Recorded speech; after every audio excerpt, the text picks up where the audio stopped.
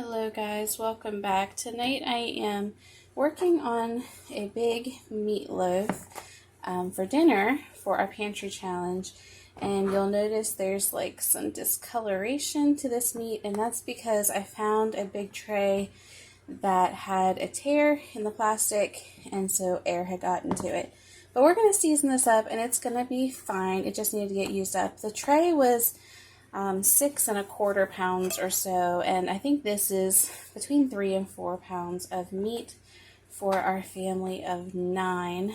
I'm not feeling great today, so I don't know how much I'm going to eat of that, but show you how we're going to season this up. Sometimes I just use salt and pepper, but I was getting stuff out of the pantry and I saw this beef bouillon, and so I'm going to use that in place of the salt and pepper. It's plenty salty. I don't think I'll need any other salt. There's some oregano, some basil. I like an Italian-y kind of flavor to a meatloaf. Onion powder. Yeah, a little bit more. Onion's always good. And some garlic powder. Basically everything I cook has onion powder, garlic powder, salt, and pepper. And then breadcrumbs to hold it all together. And some milk. I don't put eggs in my meatloaf. I know a lot of people do, but this is how I do it. I'm going to go ahead and get this mixed up with my hands and on the tray in the oven. And then with dinner, we went ahead and decided to do this box of instant mashed potatoes that I found in the pantry. This is the last box of instant potatoes that we have. It says it makes 20 servings, and I decided to just go ahead and do all 20 servings, the entire box, and then we can have them for leftovers. We can fry them up as potato cakes or whatever. So in the pot, I put the water and the milk and the butter and the salt that it called for. I actually went a little light on the water and the milk and a little bit heavier on the salt, but then I like to add in other things to make them taste a little bit more homemade or gourmet. So there's onion powder and garlic powder and pepper in there as well, and we'll bring that just to a boil and stir in that whole box of potato flakes. And then I also added at the end probably about a ½ cup of sour cream, and I had about a ½ cup of shredded mozzarella cheese left over in the fridge, so we added that, and everybody really enjoyed it. They said it turned out really well, so we're doing that, and then we're going to go ahead and have a salad with our dinner. This is all from things that we picked out of the garden this morning. So we're excited to finally be able to pick some things, and we know it's just beginning. Soon we'll have all kinds of produce coming ripe at the same time. So we washed our greens and spun them dry in the salad spinner there, and then I just decided I was going to cut up the leaves a little bit smaller. Sometimes those big leaves are hard to get on a fork, and trusting my children to actually use a knife is probably not going to happen. So we just cut them up as best we could, and then I kind of flipped them with my hand and saw there was still some on the bottom that needed to be chopped up as well, and so did that so that it would be all chopped up and ready for our dinner. So once it was all chopped up, we just dumped it into this salad bowl and started adding the other things to it. We had those few radishes, and we went ahead and sliced those and added that to it. The peas we decided to just serve on the side because not everyone enjoys that in their salad, and my husband doesn't like fresh peas at all. But so then I kind of looked in the fridge to see what else could find, and I found this bunch of green onions. I pulled off the ones that were bad and just chopped up the rest of them and added that. And I also found 2 tomatoes still in the fridge. I was going to use both of them in the salad, but I actually ended up only using one, and that was plenty for what we did. We actually had some left over. So there's the salad and the peas and the tomatoes all ready. And then at dinner time, we sat out some croutons and dressings and some green olives and things to add on to the top as well. It was very refreshing, and we're looking forward to a lot more homegrown salads this spring. So one of the things that I'm running out of in the pantry challenge is dairy products, and I like my coffee and I like creamer, even though it's not great for me. But I decided to go ahead and kind of make my own mock creamer for my coffee for the next little bit. So I just took a can of sweetened condensed milk.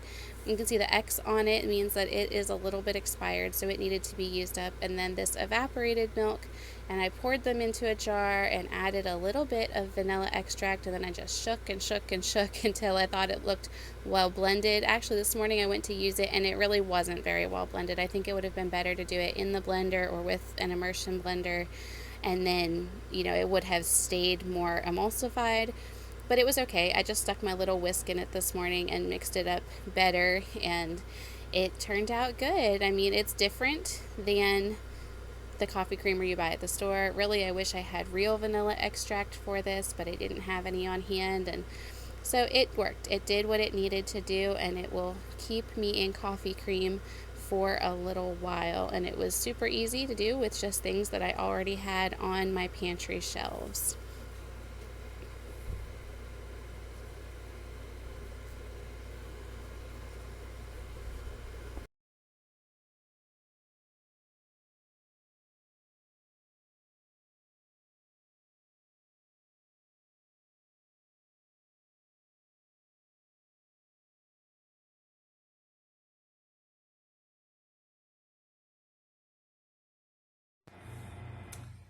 So while dinner is cooking, I thought I would just talk about um, what we are running low on, what we've run out of um, so far in this pantry challenge.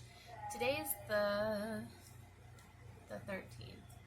Yes, the 13th. Tuesday, June 13th. So we're almost halfway through June, and there are some things that we've run out of, and I also want to tell you what we've spent on food so far this month, what we plan on spending, all of those kinds of things.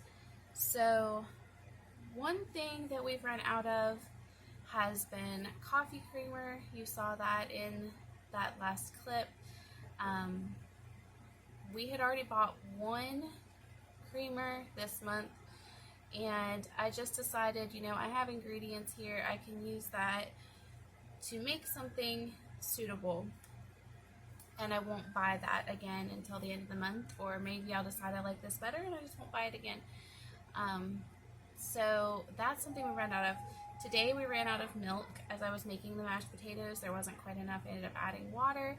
I'm not planning on buying milk because I have a lot of powdered milk that was given to us that's powdered whole milk. So I can mix that up. Usually I mix it in the blender. I can have that on hand, and it can also be used to make yogurt. I do have yogurt starter on hand.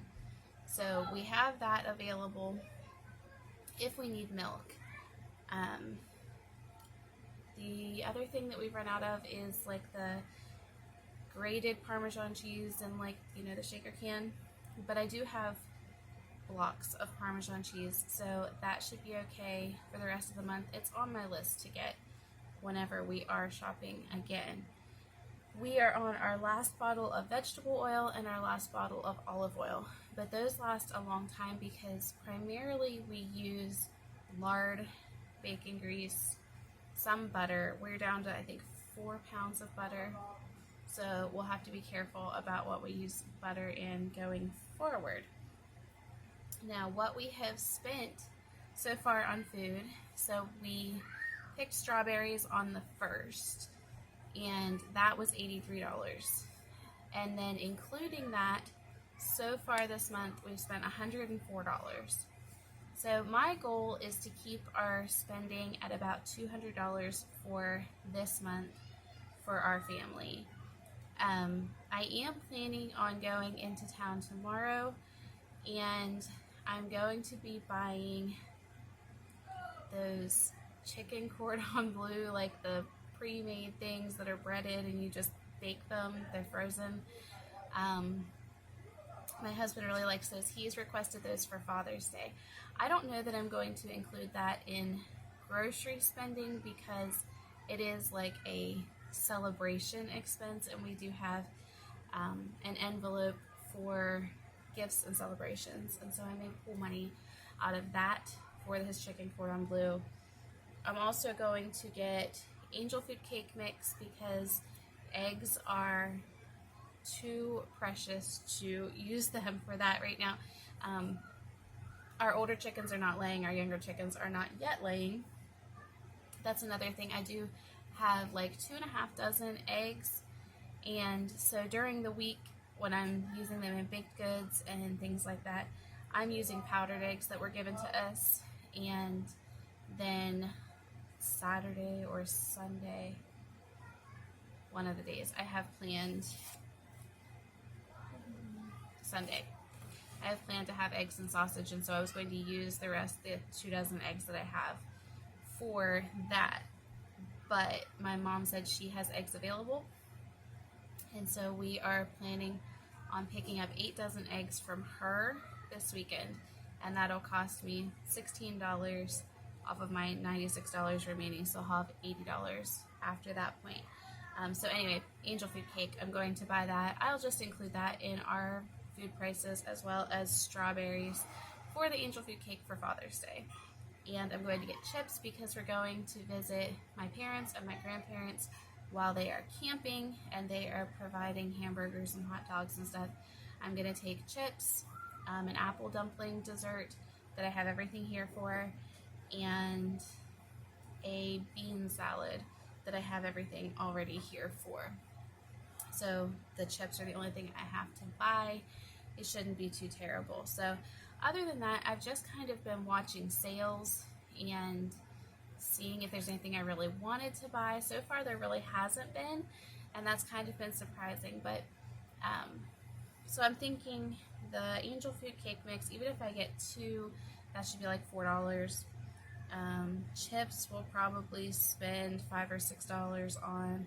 Strawberries maybe another $5, so that's like $15 out of an $80 budget, leaves me with $65, and we have about 2 weeks left. So I could potentially spend $20 to $30 this week on either fresh things that we are running out of, or on something to stockpile if I see a really good deal. So that is the plan. I'm hoping to keep everything, and also this is only food items. I have a list of things for household spending that we're going to need, and I just keep those two completely separate because it's just the way that I budget, the way that I enjoy doing things. So but just for food, I'm trying to keep it at $200 for the month of June, and we're really not seeing a noticeable decrease in the food that we have on hand. So we're doing good, and those are just the few things that I'm gonna stock up on. My mom sent me a copy of the Save a Lot flyer for this month, or it's 2 weeks. I didn't really see anything on there that was a really good deal. There was some meat. They had like chuck roasts for $3.99 and chuck steaks for $4.69 a pound. Frozen split chicken breast they had for 99 cents a pound. But I don't need any of that. So if I buy something, it's either gonna have to be like an amazing, amazing deal, something I need, or fresh items that we just would like to restock. So tomorrow's Wednesday. Like I said, I'm going to town. I'm going to get these things that are on my list. I'm also going to go to the library, and in the morning when I get up before I go, I will check the Aldi ad and see if there's anything on there that we can't live without. And if not, we will probably just hit Martin's and look for markdowns, and then over to Save a Lot for whatever is left that we're going to need. So if you guys are doing this challenge, how are you doing? How is it going? What are you running out of? What are you doing to make do? So let me know down in the comments, and I'll see you when dinner is done. And here is dinner. I apologize for this being kind of short on this, but everything turned out good. But by the time that dinner was actually done, I was not feeling well. So I ate some of my dinner and then I went to bed. But this is how it turned out, and that will be the end of today's video. I hope you enjoyed it. Please like and subscribe. See you next time.